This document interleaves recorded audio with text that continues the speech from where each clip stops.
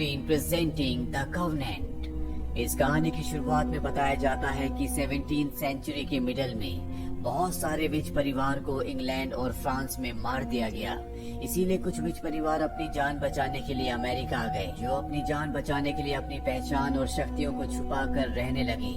अब इनके कुछ रूल्स हैं और इनके रूल्स कोई नहीं तोड़ता। ऐसे परिवारों को इप्सविच परिवार कहा जाता है। आज कई 100 साल बीत चुके हैं और आज भी ये अमेरिका में अपनी पहचान छुपा कर रहते हैं। अब हमें हाई स्कूल की एक पार्टी को दिखाया जाता है, जहाँ पर 4 लड़के होते हैं जिनका नाम कैलिब, पोग, रीड और टाइलर है। ये सब भी विच फैमिली से ताल्लुक रखते हैं। दरअसल जो भी इप्सविच फैमिली का बच्चा होता है उसकी शक्तियाँ 13 साल की उम्र में शुरू होती है और 18 साल का होते होते उसके अंदर उसकी पूरी शक्तियाँ आ जाती हैं। अब कैलिब जब अपने तीनों साथियों के साथ हाई स्कूल की बोन नाइट पार्टी को अटेंड कर रहा होता है, एंजॉय कर रहा होता है, तभी पोग की जो गर्लफ्रेंड होती है वो कैलिब को एक लड़की से मिलाती है जिसका नाम सैरा है, जिसने अभी अभी बॉस्टन के पब्लिक स्कूल से इनके स्कूल में अपना ट्रांसफर करवाया है। और जब कैलिब उसे देखता है तो पहली नजर में उसे उससे प्यार हो जाता है। दरअसल अब वो उसे पसंद करने लगा है। यहाँ पर पोग की गर्लफ्रेंड को इन्हीं के स्कूल की एक लड़की उल्टा सीधा बोलना शुरू कर देती है। उन दोनों के बीच में बहस हो जाती है। उस लड़की का बॉयफ्रेंड भी पोग की गर्लफ्रेंड को उल्टा सीधा कहना शुरू कर देता है, जिससे ये अपनी शक्तियों से उस लड़के के ऊपर दूसरे लड़के को वॉमिट करवा देते हैं और सब उसका मजाक उड़ाते हैं। दरअसल ये अपनी शक्तियों का इस्तेमाल तो करते हैं, लेकिन सबसे छुपकर। यहाँ एक और लड़के को दिखाया जाता है जिसका नाम चेज कॉलिंस होता है। इस लड़के ने अभी अभी इनके हाई स्कूल में एडमिशन लिया है, लेकिन इससे पहले कि इनकी मुलाकात आगे बढ़ती, यहाँ पर पुलिस आ जाती है क्योंकि ये पार्टी में नशीली चीजों का सेवन करते हैं। इसीलिए सबको यहाँ से भागना पड़ता है। लेकिन पुलिस कैलिब और उसके तीनों साथियों का, जो कि इप्सविच परिवार से बिलोंग करते हैं, उनकी गाड़ी का लगातार पीछा कर रहे होते हैं। और तभी पुलिस की आंखों के सामने ये अपनी गाड़ी को खाई से नीचे कूदा देते हैं। इससे पहले कि पुलिस को कुछ समझ में आता, वही गाड़ी पुलिस की गाड़ी के पीछे आती है और ये पुलिस को चकमा देकर यहाँ से भाग जाते हैं। अब कैलिब जब अपने घर जाता है तो उसकी मॉम उसे बताती है कि जल्दी तुम 18 साल के होने वाले हो, जिसके बाद तुम्हारा डिसेंडेंट होगा और तुम्हें तुम्हारी पूरी शक्तियाँ मिल जाएंगी। लेकिन इन शक्तियों को तुम्हें बहुत सोच समझ के इस्तेमाल करना होगा, क्योंकि जितना तुम इन शक्तियों को इस्तेमाल करोगे उतना ही तुम इन शक्तियों के आदी हो जाओगे। और ये शक्तियाँ असीम है। ज्यादा शक्तियाँ इस्तेमाल करने से तुम्हारी उम्र बहुत तेजी से बढ़ेगी, जिस तरह से तुम्हारे पिता की बढ़ी थी। दरअसल कैलिब के पिता ने अपनी शक्तियों को बहुत ज्यादा इस्तेमाल किया था, इसीलिए मात्र 40 साल की उम्र में उसके पिता बूढ़े हो गए थे। इसीलिए कैलिब की मॉम कैलिब के लिए बहुत ज्यादा चिंतित होती है। वहीं दूसरी तरफ जिस जगह पार्टी चल रही थी, वहाँ पुलिस को गाड़ी में एक लड़के की डेड बॉडी मिलती है, जिसे बहुत अजीब तरीके से मारा गया होता है। और जब कैलिब को बात पता चलती है तो उसे अपने साथी, यानी कि जो इप्सविच परिवार का एक वंशज है जिसका नाम रीड है, उस पर शक होता है, क्योंकि वो अपनी शक्तियों का सबसे ज्यादा इस्तेमाल करता है और ना ही वो कभी अपने गुस्से को कंट्रोल कर पाता है। वो अपने साथी पोग को कॉल करता है और उसे बताता है कि मुझे रीड पर शक है।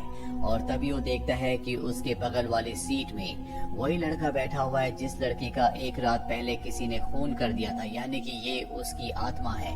इससे वो डिस्ट्रैक्ट हो जाता है और कैलिब की गाड़ी सामने आ रहे ट्रक से टकरा जाती है। लेकिन कैलिब अपनी शक्तियों से अपनी गाड़ी को वहाँ से बचाकर निकाल लेता है। कैलिब को कुछ समझ नहीं आता कि ये कौन है जो उनके साथ ये गेम खेल रहा है। कैलिब पोग की गर्लफ्रेंड से एक स्टोर में मिलता है जिसके साथ सैरा भी होती है। दरअसल सैरा और पोग की गर्लफ्रेंड दोनों रूममेट्स होते हैं। यहाँ पर पोग की गर्लफ्रेंड सैरा को और कैलिब को मूवी पर चलने के लिए कहती है, लेकिन कैलिब मना कर देता है। वो कहता है कि मुझे काम है।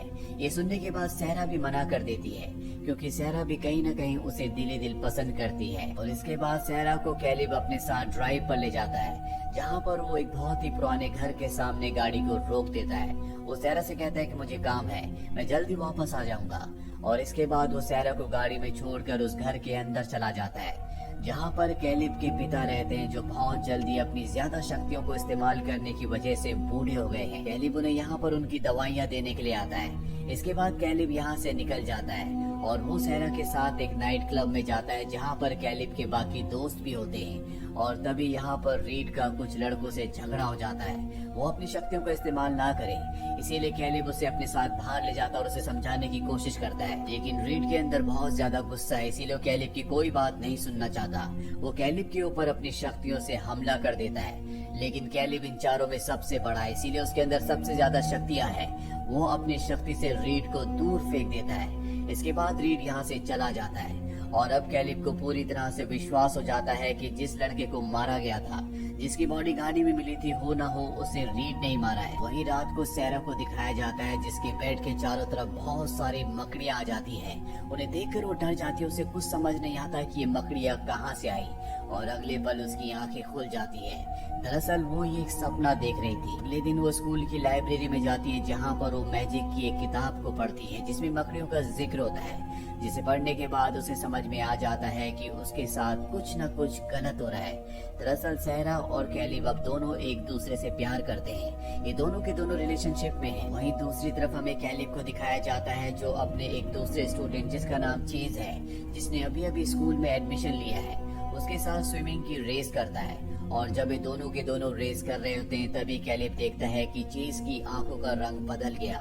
दरअसल उसने उसके ऊपर जादू कर दिया होता है। इसके बाद कैलिब स्विमिंग पूल की दीवार से टकराकर बेहोश हो जाता है और जब उसे होश आता है तो अपने साथियों को बताता है कि उसने कैलिब की आंखों के रंग को बदलते हुए देखा था और अब इन सबको कैलिब पर शक है। इसीलिए रात होने पर ये स्कूल के एडमिशन रूम में जाते हैं जहाँ पर कैलिब की पूरी फाइल होती है और उस फाइल को पढ़ने के बाद उसे पता चलता है कि कैलिब के माता पिता बचपन में ही मारे गए थे, जिसके बाद उसे गोद ले लिया गया था।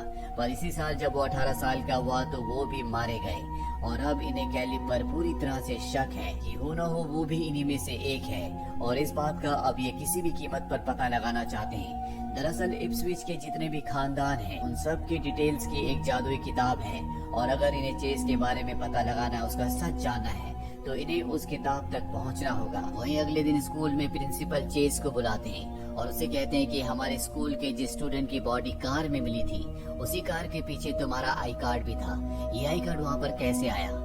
चेस कहता है कि ये आई कार्ड खो गया था और बड़ी आसानी से वो प्रिंसिपल की बातों को घुमाकर टालकर वहाँ से निकल जाता है। वहीं कैलिब अपने साथियों के साथ उस किताब तक पहुँच जाता है जिस किताब में इप्सविच फैमिली के हर एक इतिहास के बारे में लिखा है। इस किताब में लिखा होता है कि इप्सविच के 5 खानदान थे, जिसमें से 4 खानदान तो वो है जिन चारों के ये वंशज हैं और 5वां खानदान जिसे मार दिया गया था उसका वंशज और कोई नहीं बल्कि चेज है।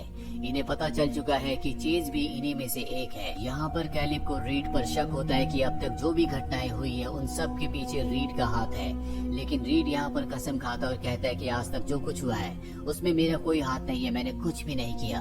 और अब उसे समझ में आ जाता है कि शायद ये जो कुछ हो रहा है ये और कोई नहीं बल्कि चेज कर रहा है। अब जब ये सब कुछ सोच ही रहे होते हैं तभी कैलिब को सारा का कॉल आता है। वो उसे अपने मकड़ियों के सपनों के बारे में बताती है, साथ ही ये भी बताती है कि पोक की जो गर्लफ्रेंड है, जो मेरी रूममेट है, वो बहुत ज्यादा बीमार हो गई है, वो हॉस्पिटल में है और डॉक्टर ने कहा है कि शायद इसे मकड़ियों ने काटा है। ये सुनने के बाद कैलिब सारा के पास चला जाता है। साथ ही पॉक भी अपनी गर्लफ्रेंड को देखने के लिए हॉस्पिटल की तरफ निकलता है, लेकिन इससे पहले कि वो हॉस्पिटल पहुंचता उसके सामने चेज आ जाता है जो उस पर हमला कर देता है। चेज उससे बहुत ज्यादा शक्तिशाली है क्योंकि वो 18 साल का हो चुका है, यानी कि उसे उसकी पूरी शक्तियां मिल चुकी है और पॉक चाहकर भी उसके सामने नहीं टिक सकता। इसीलिए पॉक को बहुत बुरी तरह से जख्मी कर देता है। वही चेज जब सारा के घर पहुंचता है तो वो देखता है कि वहाँ पर चेज पहले से बैठा है जिसने सारा को बेहोश कर दिया है। वो उससे पूछता है कि तुम ये सब क्यों कर रहे हो? चेज कहता है कि मुझे तुम चारों की शक्तियाँ चाहिए ताकि मैं अपनी शक्तियों को और भी बढ़ा सकूं। कल तुम 18 साल के पूरे होने वाले हो और जब तुम 18 साल के हो जाओगे तुम्हारा रिचुअल हो जाएगा तो मैं तुमसे तुम्हारी शक्तियाँ ले लूंगा। वो ये भी बताता है कि गाड़ी में जिस बच्चे की मौत हुई थी उसे मैंने ही मारा था क्योंकि उसने मुझे मेरी शक्तियों का इस्तेमाल करते हुए देख लिया था। कैलिब उसे समझाने की कोशिश करता है कि तुम ऐसा नहीं कर सकते, तुम अपनी शक्तियों का जितना इस्तेमाल करोगे तुम्हारी उम्र उतनी ही जल्दी बढ़ जाएगी। चेज कहता है इसीलिए मैं तुम चारों की शक्तियाँ लेना चाहता हूँ ताकि ज्यादा से ज्यादा शक्तियाँ इस्तेमाल करने के बाद भी मेरी उम्र ना बढ़े। मैं कल तुम्हारे घर जरूर आऊंगा। ये कहकर वो वहाँ से चला जाता है और यहाँ पर जो मिरर टूटा होता है वो पहले की तरह बिल्कुल ठीक हो जाता है ताकि किसी को कुछ पता ना चले। इससे हमें पता चलता है कि चेज कितना शक्तिशाली है। वहीं कैलिब को दिखाया जाता है जो अपनी दोस्त पोक को हॉस्पिटल देखने जाता है जिसे चेज ने बहुत बुरी तरह से जख्मी कर दिया होता है और अब वो किसी भी तरह से चेज से बदला लेना चाहता है, उसे सबक सिखाना चाहता है, लेकिन वो जानता है कि फिलहाल वो उसके सामने टिक नहीं सकता। इसीलिए सबसे पहले उसे 18 साल का पूरा होना होगा जो वो एक दिन बाद होगा। अब जब वो नीचे जाता है तो वहाँ पर सहरा होती है। सहरा उससे पूछती है कि मैं सब कुछ जानना चाहती हूँ कि तुम कौन हो और ये सब जो हो रहा है वो क्यों हो रहा है। इसके बाद वो सहरा को उसी घर में ले जाता है जहाँ पर उसके पिता रहते हैं, जो कि 40 साल की उम्र में ही बहुत ज्यादा बूढ़े हो चुके हैं। सहरा को कुछ भी समझ में नहीं आता, इसीलिए कैलिब उसे अपनी जिंदगी का पूरा इतिहास बताता है, साथ ही अपने तीनों दोस्तों के बारे में भी। वो बताता है कि मेरे पिता ने अपनी शक्तियों को बहुत ज्यादा इस्तेमाल किया था, इसीलिए वक्त से पहले वो बूढ़े हो गए और अब चेज हमारी शक्तियों को लेना चाहता है। अगर मैंने उसे अपनी शक्तियाँ दे दी तो मेरी मौत हो जाएगी। इस बात से सारा बहुत ज्यादा घबरा जाती है क्योंकि वो कैलिब से प्यार करती है। अगले दिन दिखाया जाता है कि कैलिब आज 18 साल का पूरा हो चुका है। वो घर पर अपने परिवार के साथ होता है। कैलिब जानता है कि चेज किसी भी कीमत पर सारा को नुकसान पहुंचाएगा क्योंकि उसे पता है कि कैलिब उससे प्यार करता है। इसीलिए वो अपने दोनों साथियों को कहता है कि तुम सारा को लेकर किसी डांस पार्टी में चले जाओ।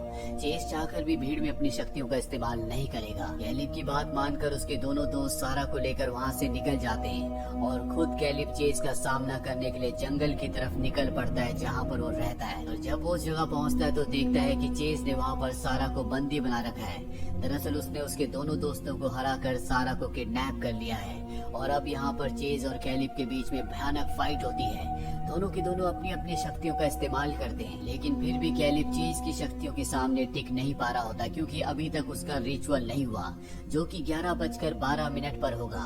और तभी 11:12 हो जाते हैं और कैलिब के अंदर उसकी शक्तियां आना शुरू हो जाती हैं। लेकिन इसका भी कोई फायदा नहीं होता क्योंकि चेज ने अपनी शक्तियों को बहुत ज्यादा बढ़ा रखा है।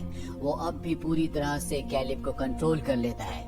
वहीं कैलिब के घर पर कैलिब की मॉम को दिखाया जाता है, जो कैलिब के डैड के पास जाती है और उनसे कहती है कि तुम्हारे बेटे को तुम्हारी जरूरत है, मैं चाहती हूँ कि तुम अपनी शक्तियाँ उसे दे दो। कैलिब के पिता, जो कि बहुत ज्यादा बूढ़े हैं, वो अपने बेटे को बचाने के लिए अपनी सारी की सारी शक्तियाँ अपने बेटे कैलिब की बॉडी में ट्रांसफर कर देते हैं, जिसके बाद उनकी मृत्यु हो जाती है। वहीं कैलिब की शक्तियाँ बहुत ज्यादा बढ़ जाती है और कैलिब अपने एक ही वार से चेज को मार देता है, जिससे चारों तरफ आग भी लग जाती है। सुबह होने पर यहाँ पर फायर फाइटर्स आते हैं और वो कैलिब को और सारा को बताते हैं कि यहाँ पर हमें किसी की डेड बॉडी नहीं मिली, जो सुनकर ये दोनों के दोनों परेशान हो जाते हैं क्योंकि अगर चेज की डेड बॉडी नहीं मिली इसका मतलब ये है कि वो अब भी जिंदा है, वो सरवाइव कर चुका है, लेकिन वो कहाँ है किसी को कुछ नहीं पता। इसके बाद ये दोनों के दोनों गाड़ी से इस जगह से निकल जाते हैं। वहीं हॉस्पिटल में हमें पोग और उसकी गर्लफ्रेंड को दिखाया जाता है, जो दोनों के दोनों अब पूरी तरह से ठीक हो रहे हैं। इसी के साथ ये कहानी यहीं पर खत्म हो जाती है। ये फिल्म ईयर 2006 में रिलीज हुई थी। IMDb पर इसकी रेटिंग है 5.1। उम्मीद करते हैं कि ये कहानी आपको पसंद आई होगी।